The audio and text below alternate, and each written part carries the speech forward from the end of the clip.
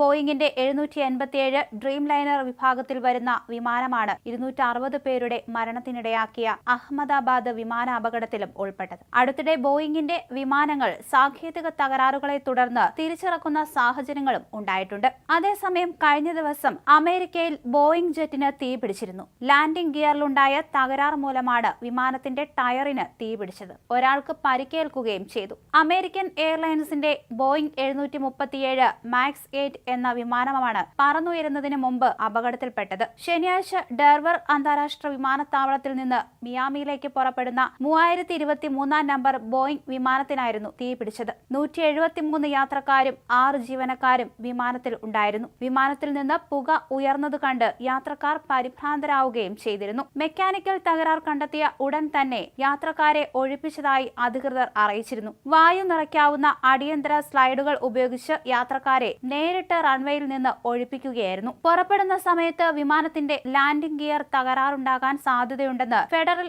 Aviation administration report ചെയ്തതോടെ take off നിർത്തിവെച്ചു. അപകടത്തെക്കുറിച്ച് അന്വേഷിക്കുകയാണെന്ന് AFFA സ്ഥിരീകരിക്കുകയും ചെയ്തു. എന്തായാലും അപകടത്തിന്റെ വീഡിയോ ദൃശ്യങ്ങളൊക്കെ പുറത്തു വന്നിരുന്നു. വിമാനത്തിന്റെ ഇടതുവശത്തു നിന്ന് കനത്ത പുക ഉയരുന്നതിനിടെ അടിയന്തര സ്ലൈഡുകളിലൂടെ യാത്രക്കാർ താഴേക്ക് ഇറങ്ങുന്നത് ആ വീഡിയോയിൽ കാണാം. ഡെർവർ ഫയർ ഡിപ്പാർട്ട്മെന്റ് ദ്രുതഗതിയിൽ തീയണയ്ക്കാനുള്ള ശ്രമങ്ങളും ആരംഭിച്ചിരുന്നു. ഒരു വൈകുന്നേരം 5:10 തീയണച്ചതായി സോഷ്യൽ മീഡിയ പോസ്റ്റിൽ അഗ്നിരക്ഷാസേന സ്ഥിരീകരിച്ചു. യാത്രക്കാർ പിന്നീട് മറ്റൊരു വിമാനത്തിൽ മിയാമിയിലേക്കുള്ള യാത്ര തുടരുമെന്നാണ് എയർലൈൻസ് അധികൃതർ അറിയിച്ചത്.